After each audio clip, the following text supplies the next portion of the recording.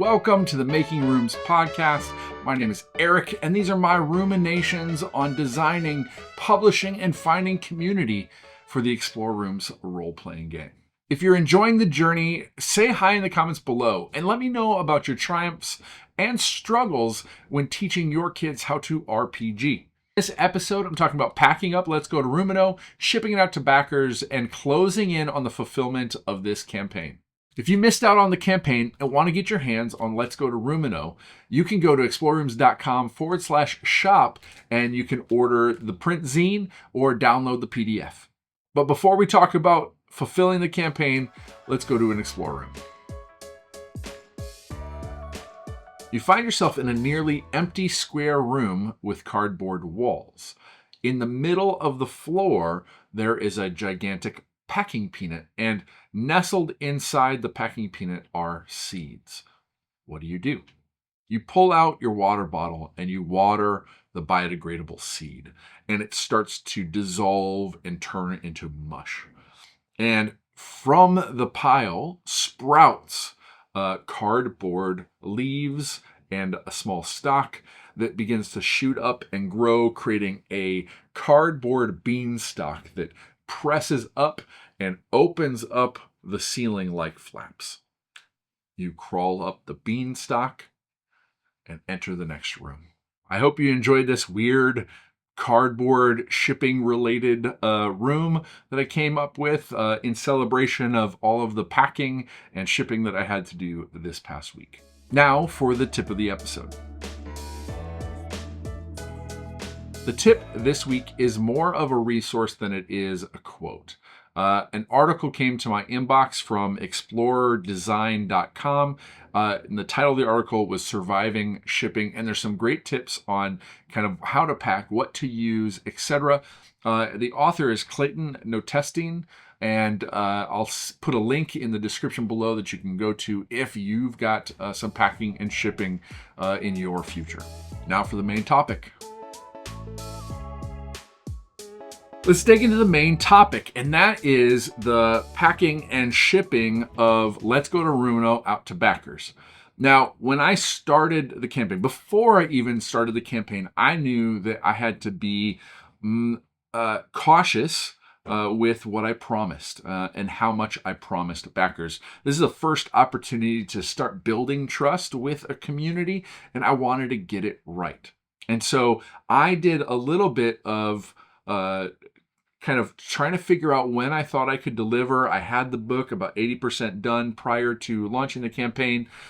And I thought, you know what? I can deliver this book, pretty quickly, but I'm going to give myself till the end of April. So I promised an end of April delivery, or I just kind of said it'll come in April. And I'm happy to say that it's the first week of April. And on April 3rd, I put physical books into envelopes and put them in the mail, and they're out to backers now. Now, I'm super proud. I'm super excited that I was able to deliver that quickly. I hope that backers are impressed. I hope that they're glad. I hope that I'm catching them while they're still excited about the book, and they're going to get it in their hands and fall in love with the world that my kids and I have created. But I also know that I've been extremely lucky that things have gone my way. The pieces are moving in the right time. Timing has worked out. And I just wanted to share my gratitude with all the people that have helped me kind of avert wrong directions, helping me pick out who I was going to print with, how I was going to ship, sharing their tips and ideas, and all of those things added up to me being able to feel very prepared. And so let me share some of what this last week has been like for me as I've prepared to fulfill this project. At the end of the Kickstarter, you get a report.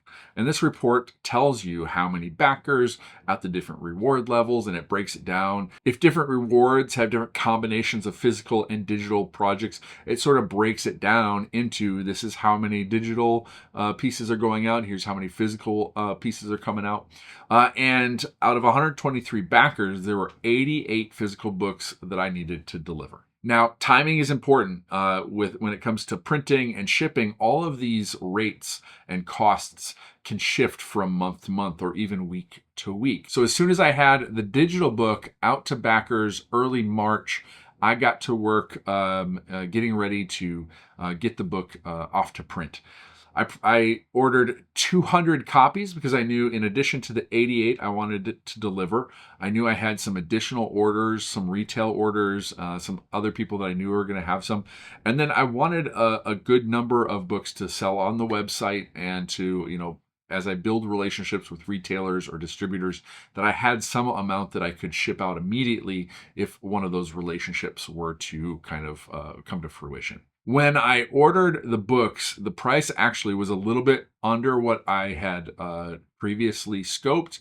And so I was getting a little bit of savings right out of the gate, which was fantastic. The shipping date or the arrival date for me was April 1st. And I was like, is this a joke? No, the books arrived on April 1st. And I was super excited to be able to go out to my front door, see how many boxes there were come out. I did an unboxing video for TikTok and YouTube Shorts. I did a little bit of unpacking and laid them out on the table to see kind of what it all looked like together, get a sense of what 200 books looks like. Mixam ended up sending me 20 extra copies. Now, this is a common practice with printing, that you print some overages because along the way some things could get damaged or not everything would be perfect on a print run. So just in case, they sent me some extras, and it did come in handy. There was a few books in which some of the spine corners were a little frayed, and I didn't want to send those out to backers. So I set those aside. Maybe I can do something with them, make them free giveaways or something like that, or hand them out at local libraries, something like that. But I didn't want to give those to backers. So it was nice to have a few extras like that to be able to send out. So that was very generous of them, but I know it's a good practice as well. Every time I'd open a pack of 10, I would take one book out and I'd flip through it a little more slowly just to see if there were any problems with print shifting or pages being out of order, anything like that. I wasn't too concerned, and everything ended up being just fine. When you're prepared to do a quantity of some sort of the same thing, you want to make sure that you've got your station in order. So I packed each book into a plastic sleeve. These plastic sleeves are something I've used a lot with comic books in my youth. They're fantastic for creating a waterproof layer. In this case, I wanted to put a sticker in each of your books. These are stickers that I didn't promote. I didn't promise these, but I wanted them to be a little added special thing. And these two are of my kiddos. These are the characters that I imagine them in the book, and when I illustrate, this is what they look like. So they've sort of owned these, and so each one of them got their own sticker, and each book got one sticker. So in essence, each of you who are receiving a copy through the Kickstarter are being welcomed, invited into Rumino by one of my kiddos, and then putting them into these cardboard or chip envelopes. These envelopes are what Mixam used to send me proofs, so I felt like they would be good for individual books. If I get to shipping out larger quantities of books, I'll need something different.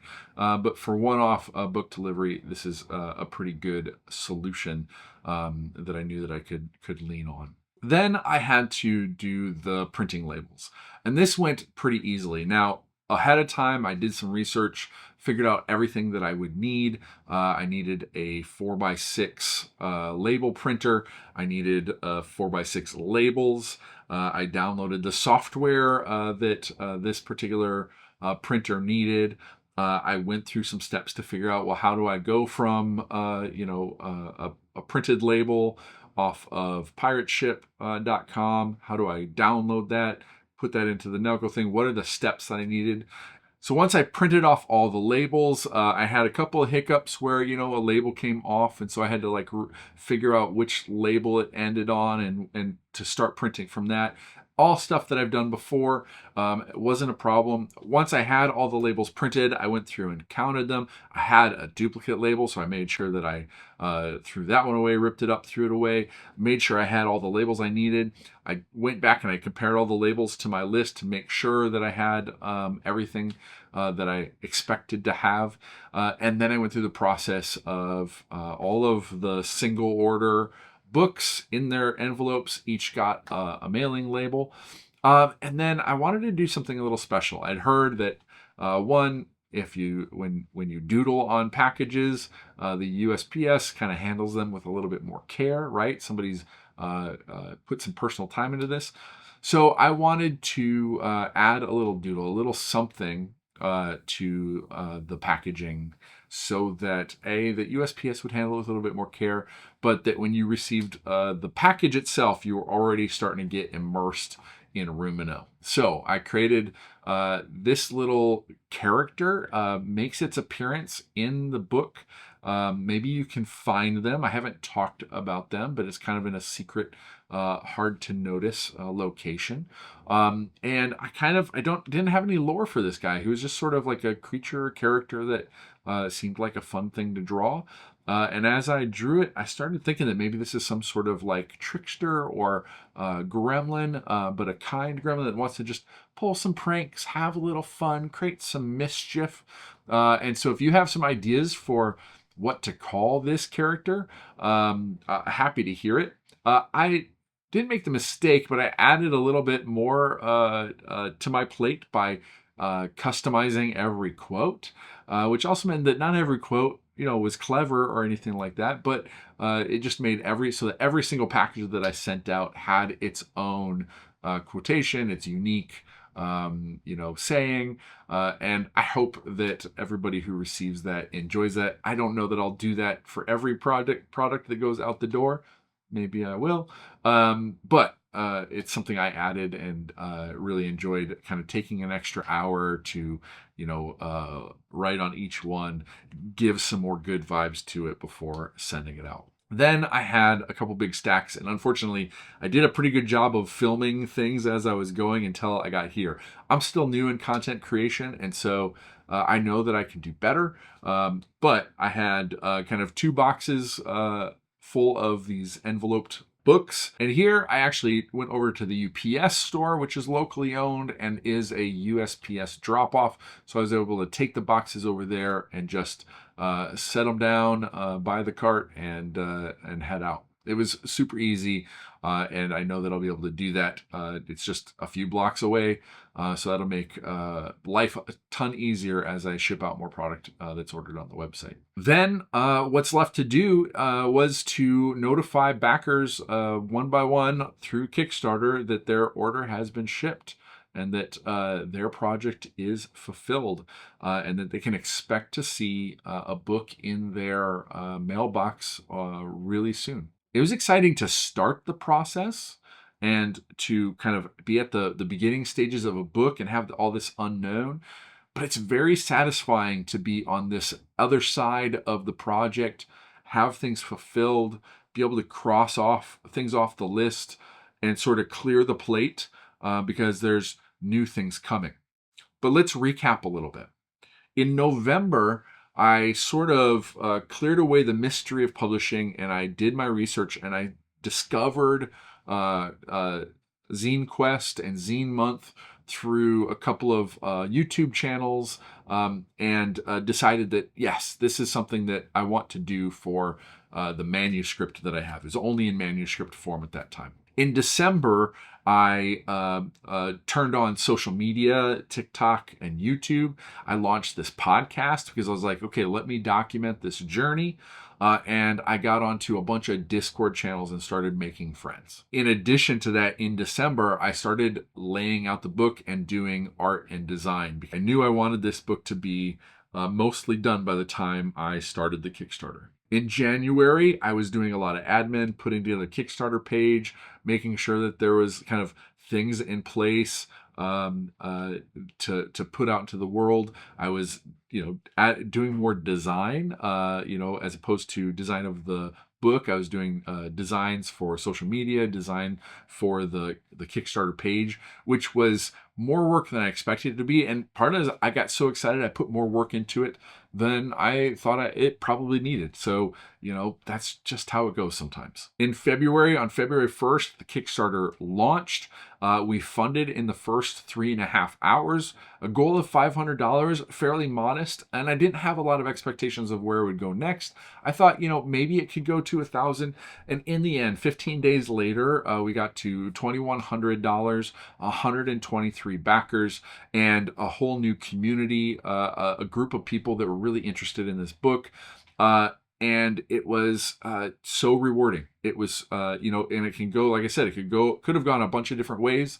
And maybe if at a different time, it wouldn't have been as successful. But the 2 months leading up to that was the right amount of work. The community that I started to kind of get into was the right amount of community. And being a part of Zine Quest made the campaign the most successful. It took it over the top. It would have funded with the connections that I'd made, but it made it a 4-time success being a part of Zine Quest. Then as soon as the Kickstarter ended, I got to work finalizing the design and layout and manuscript. It went into editing, and early March, the PDF, the digital reward, went out to backers. And it was fantastic being able to kind of within less than 30 days be able to deliver for a portion of the backers. And now in April, beginning of April, we're only 49 days from the close of the campaign, and the books have gone out in the mail. And I am so, again, excited. I'm proud. I cannot wait for people to get these in their hands. And I know some stories have started rolling in from PDF users, but I'm a firm believer that the physical book is going to make a big difference for a lot of people in playing this game. That's all I have for now. I'll see you in the next room.